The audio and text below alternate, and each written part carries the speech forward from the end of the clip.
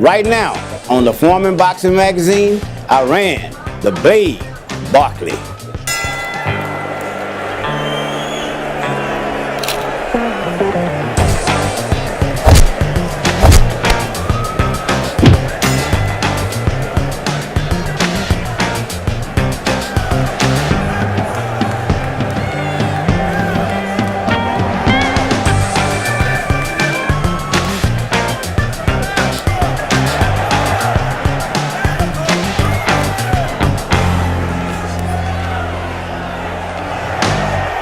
Welcome to the Foreman Boxing Magazine. And today we're coming to you from Atlantic City, the home of the famous Irish pub and the weekend of the Atlantic City Boxing Hall of Fame.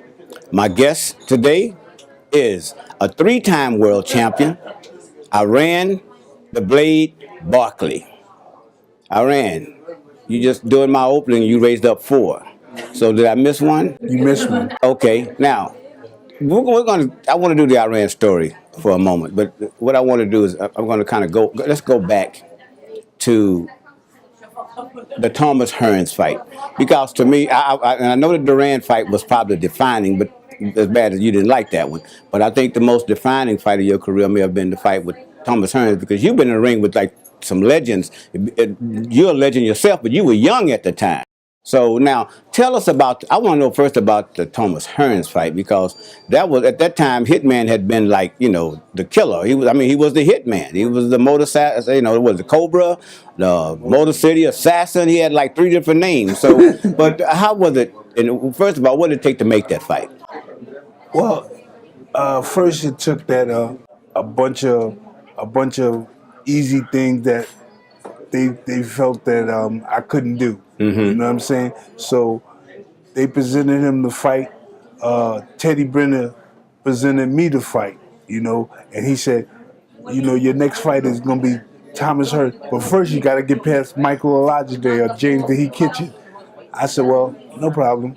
I got past him. Mm-hmm. So when it came up to Tommy, you know, he said, now you're going to get the big money. Mm-hmm. I said, I looked at this. I said, okay, no problem. You know, the first one I got, you know, $325,000. I said, not bad, because they felt nobody didn't know me. Okay. So I said, okay. James the Heat Kitchen wasn't enough to beat. So I said, okay, no problem. Bob Arum said, what are you going to do with him? I said, I'm going to deliver him to you, and I'm going to knock his socks off. He said, really? He said, well, first you got to beat him. I said, well, when I do, my pay going to go up. He said, yeah, it'll go up. I said, okay, we'll see. And when I did that, they was all mad at me. And then came the Olajide fight, right? Yeah, the Olajide. Now, Michael Olajide at that time was the rising star in boxing. So, and for a fellow New Yorker like yourself, right? So that was a big fight, not just in boxing, but perhaps in the city of New York as well. Yeah, at the Felt Forum at that time. But you know, Michael Olajide, you know, he kept taunting me, saying that, oh, I can beat you, I ain't even worried about you, you know, you ain't nothing, you ain't gonna get nowhere, you know. But I wasn't even thinking about him, because the simple fact, I was in no need to be like, you know, hey, what the heck. But the reason why I got him, Stan Hoffman used to manage Michael Olajide, and Stan Hoffman came to me and said, Iran, him and the father had a falling out, and he came to me and said, hey, Iran, I got a title fight for you. I said, where at? He said, you beat Michael Olajide, your next fight will be Thomas Hearns. I said, let's go. You know what I'm saying? I said, let's go. I mean, I was looking for a fight anyway. Mm-hmm. So he put us, you know, made it happen. I knock out Olajide, and bang, next fight, you know, James the Heat Kitchen. I said, wow. I said, y'all told me I was going to get Tommy the next fight. Kept testing you. Yeah, I kept testing me. So Teddy Brenner kept throwing people at me. So he threw Kitchen at me. They didn't think much of Kitchen, because Kitchen was a little guy, and Tommy and them wouldn't give him a fight anyway. So I said, okay. I'm gonna fight him. I beat him, boom, I get Tommy then. Yeah, Tommy Hearns, as I said before, was a boxing legend. He had Marvin Hagler, Sugar Ray Leonard, just to name a few of the guys that he'd been in the ring with. What was it like to climb into the ring with at this time? Even though a lot of people may have felt Tommy, because I think if I'm right, Tommy had probably won 6 or 7 belts by it. Because the light heavyweight was the last title I think he won. He may have won the cruiser, but I know the light heavyweight was the last major title that he had won. So now you come from middleweight to super. Now you're in the light heavyweight, but you're in the ring with Tommy Hearns. So what was that like? Just knowing what his history was all about. Man, you know something, man. That was the greatest thing for me in life, man. Because that's what I was looking forward to. That's what I was looking like a dream to come true. Because the 4 guys that I had on my wall at the time, well, it was 5 at the time, but after he passed away, it was only 4. James the Heat Kitchen, but I dreamed of that day of fighting one of those 4 legends. I said, I'm gonna fight one of these legends one day. So when it was coming to fight Tommy Hearns, I said, wow, it's great, and I got up for it. You know what I'm saying? And So you wanted to fight by knockout.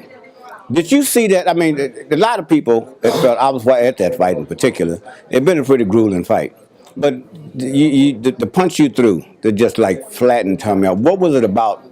What made you decide at this time to say I'm going to go for the gusto and land this shot? Because you landed a overhand right on him, if I can remember, that just like that took him out. well, I knew Tommy couldn't take a punch. He was dishing it out though. You know what I'm saying? Yeah, But I knew that I could take a punch, and I knew that I wasn't gonna quit. I wasn't gonna give up. You know what I'm saying? I said I don't care what he hit me with, how he hit me. I'm not gonna quit. I said he can hit me with a train. I'm not going nowhere. You know what I'm saying? And I trained, hard because I had 4 guys that was beating me up and trying to beat me down every day. God bless the dead, my man Vincent Bower, 3 other guys, Jerry Holly and all of them. They gave me fantastic work. So I said, man, I'm ready for them. Now, as big as that high was, I want to go back a little bit. The Duran fight here in Atlantic City. That was a fight you were winning. What happened? Bob Arum, you know what I'm saying? Top ranking them, that was control. They wasn't gonna let me win that. You know what I'm saying? I mean, I fought Duran to my best ability. You know what I'm saying?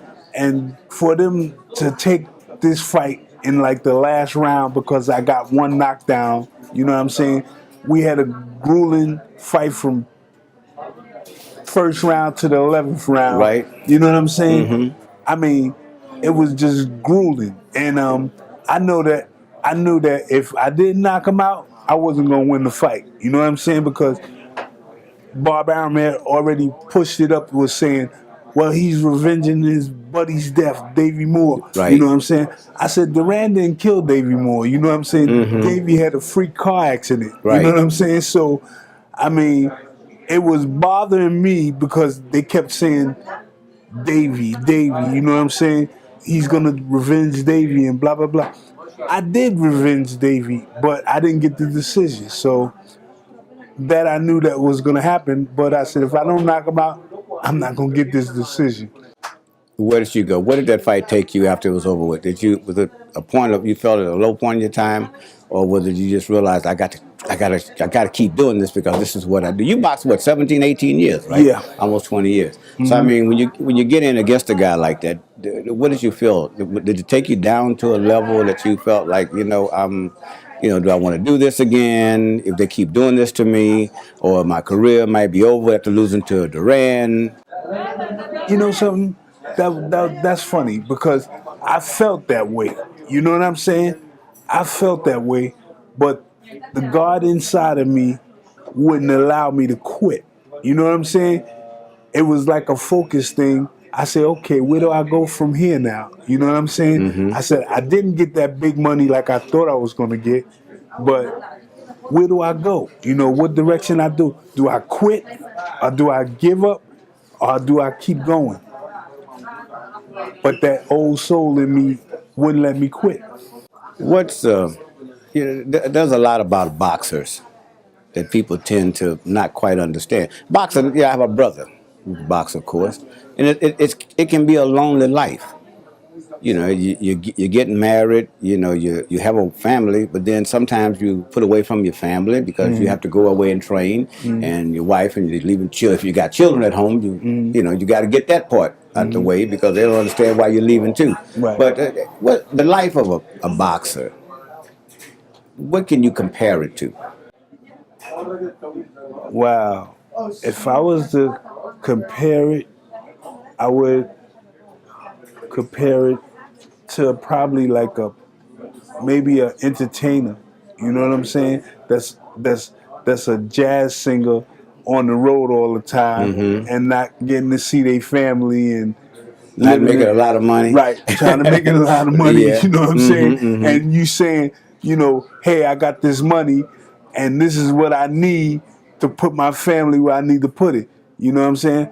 But in my situation, I was like that man saying, "Oh, I'm gonna get that money, and I'm gonna do this." I had all these plans to say, "Well, I'm gonna put this money away," but when you got $1 million, when you got $1 million, that's not enough. You know what I'm saying? That's right. Because you know when the other guy's getting 10 and $20 million, and they living well and they doing what they doing, I couldn't at that time. I couldn't even buy a house. You know what I'm saying?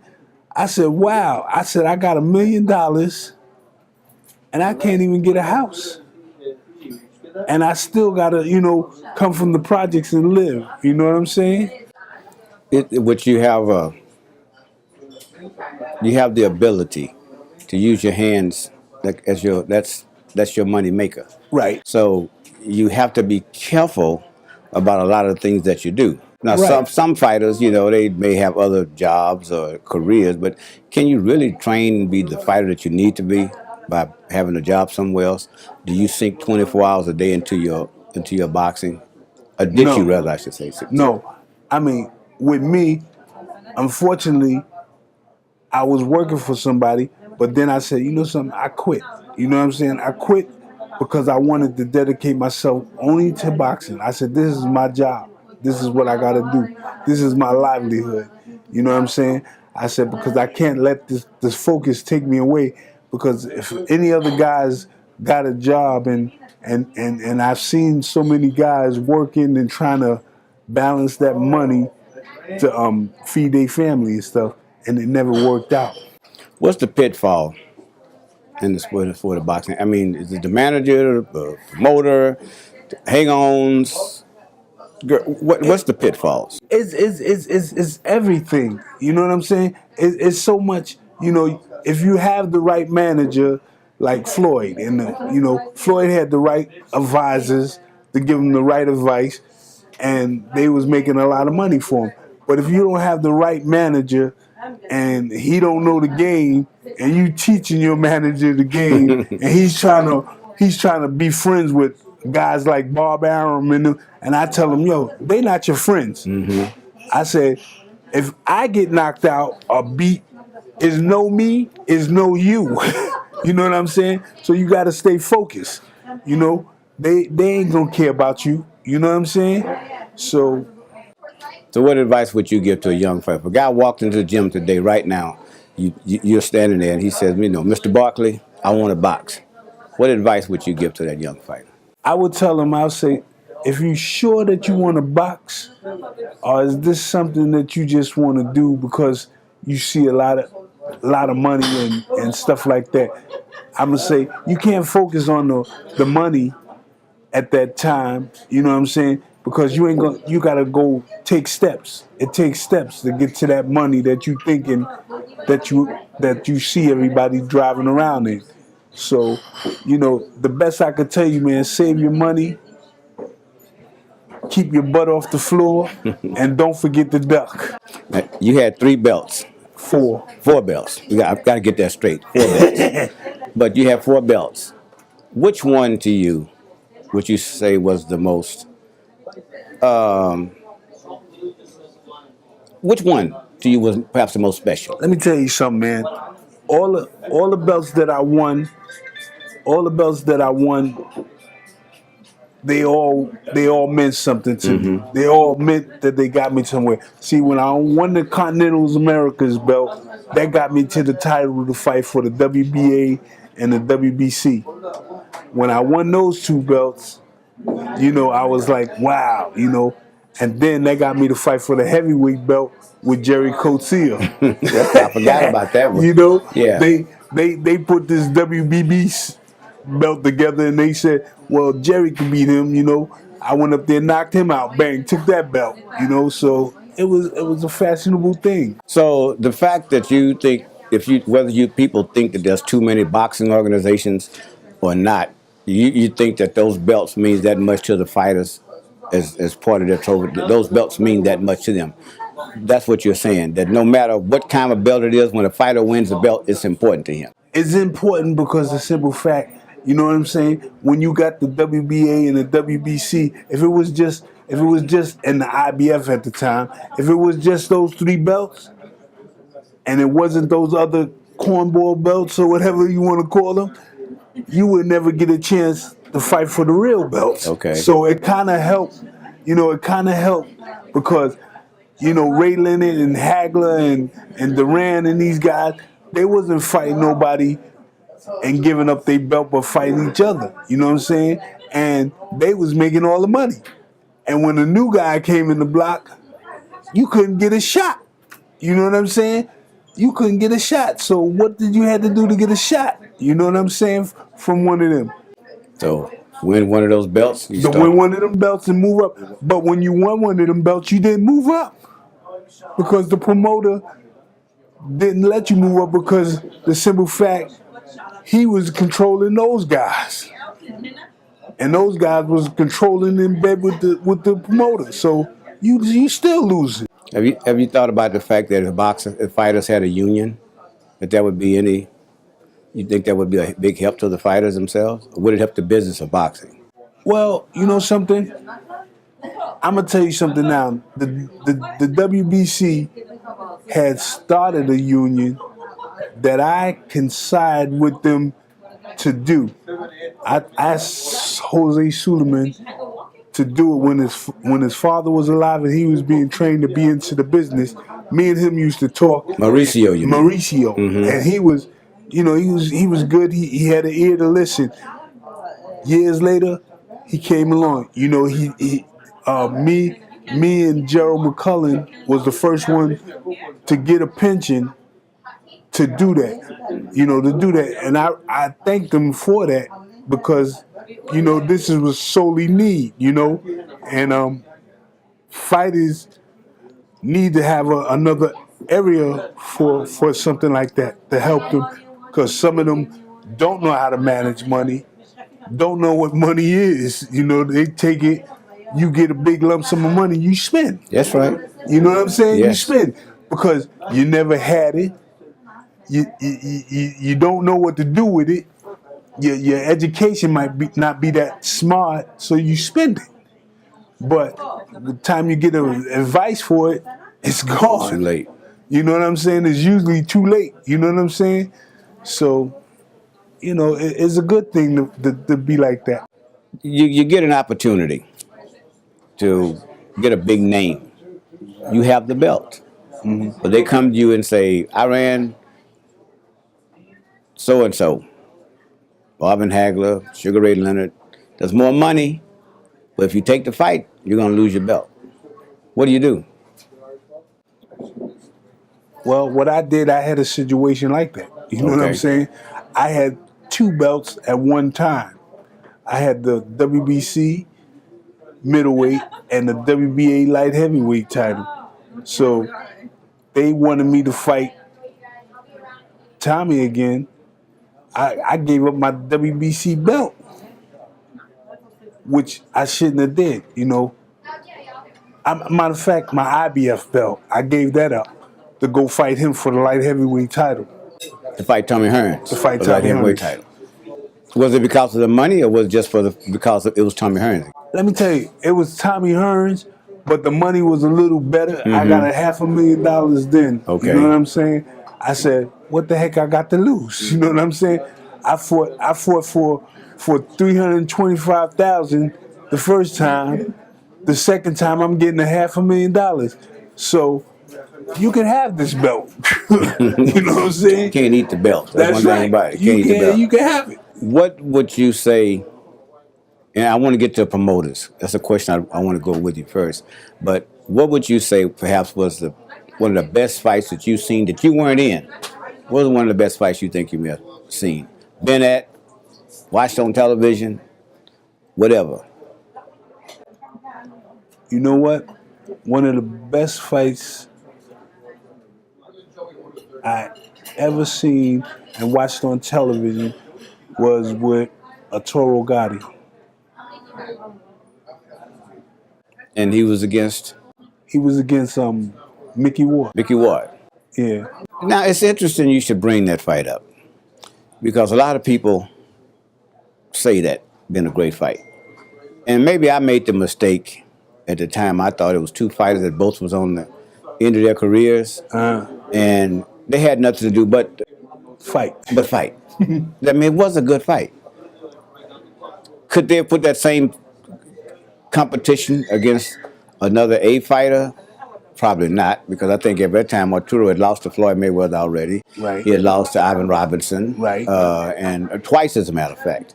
So, but people say that was one of the greatest fights they've ever seen. And it's interesting that coming from a fighter, that you would say that's one of the greatest fights that I've ever seen. I wouldn't say it was one of the greatest.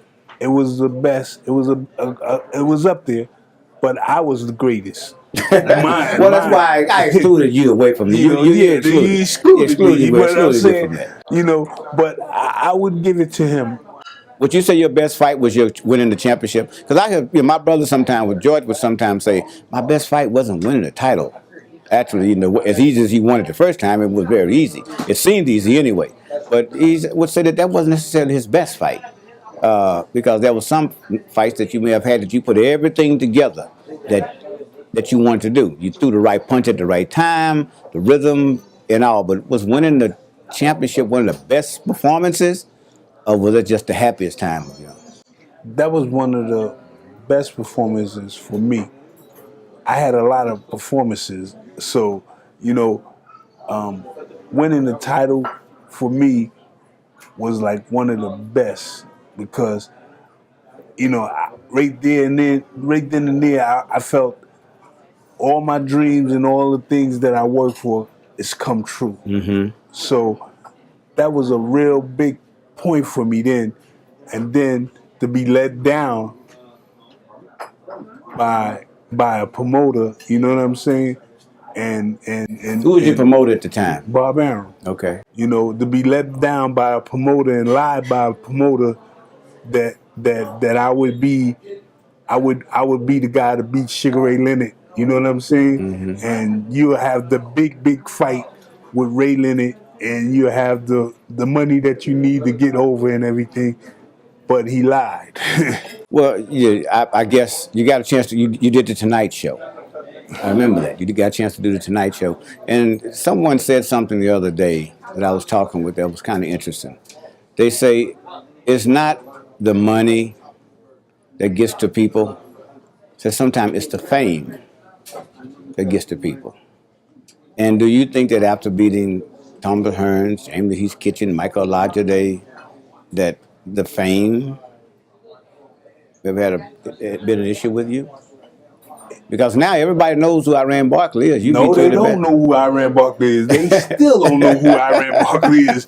I could walk around the street and a man could stand right next to me. He wouldn't even know who I am. But back in the 90s they did, though. They didn't know from the 90s. Even then? Even from the 90s, they didn't even know. You know what I'm saying? They didn't take that time to put that much effort in me to publicize me. Like they did with Ray Leonard and Tommy and these guys. I made my own recognition. Mm-hmm. With me, when people come to me and say, "Wow, you look familiar," I say, "Yeah, who I look like?" They say, "Man, you look like this guy." what guy? Sugar Ray Leonard? They go, no. I said, Iran Barkley. They go, yeah, you that guy, right? You that guy. I said, dang. You ever? You know, you get hurt. Yeah. You know what I'm saying? I But understand. I tell it, but it was cool. All right, quick before we go, I'm asking your opinion about 3 people. And first, we'll start with Cedric Kushner. Right. What was your opinion of Cedric Kushner?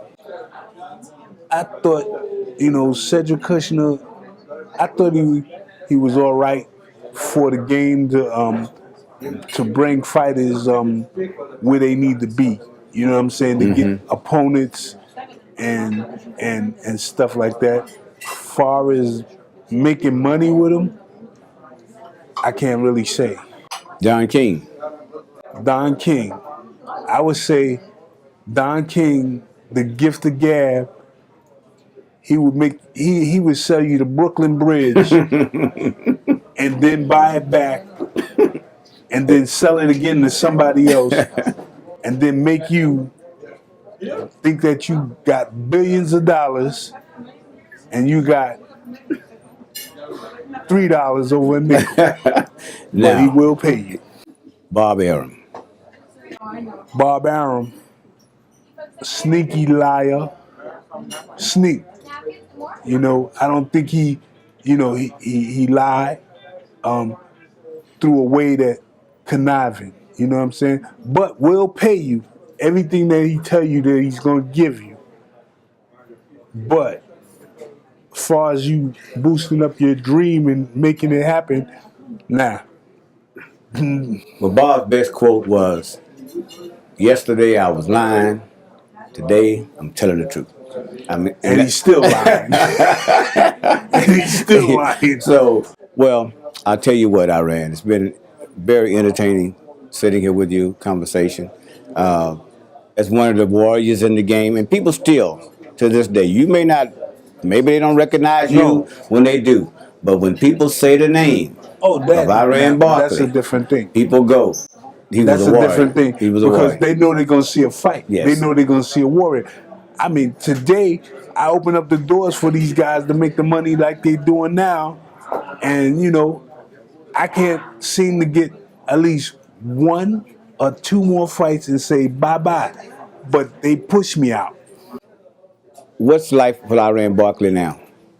It's just dreams. You know what I'm saying? Dreams and hope. You know what I'm saying? But I say, God got to open the door and twist it one way for one of these guys to pay attention and say, you know what? This man fought all his life. He still speaks well. He still looks good. So obviously, he must have been really protected by somebody to do all of that stuff and did everything he did and did it right. And not complain about nothing. You know what I'm saying? So why I can't have another shot and say, hey, give him a shot. Let's see what he do. And if, I know when to quit. Well, that's the problem they say with fighters sometimes, is knowing when But to quit. I know when to quit. See, I know when to quit. The stuff that other fighters do, I can't do. You know what I'm saying? I mean, look at Floyd. God bless him. He got a bag of money. They talking about him fighting Conor McGregor now. What do you think about that? What do you think about that? You know fight? something? I love Floyd to death. I just hope he don't do it. You know why? Because, the money, yeah, you could do it for the money. That's you. You know what I'm saying? God bless you. Pile it up more. The more you got, the more you want. You know what I'm saying? But I just wish you don't do it. Just take his representation and Take your money. and take the money that he got, live with his kids and do what he got to do for them, and have fun in life, man. All right. Well, thank you, Iran. The And I Blade, thank you. my friend. It's good to I see you thank again and appreciate for, you coming on the show with me. Hey, no matter, man. Thanks I'm a lot. glad. All right. Appreciate it. Thank you. All right. Iran the Blade Barkley. Stay tuned for part 2 of this interesting story with Iran the Blade Barkley on the Foreman Boxing Magazine.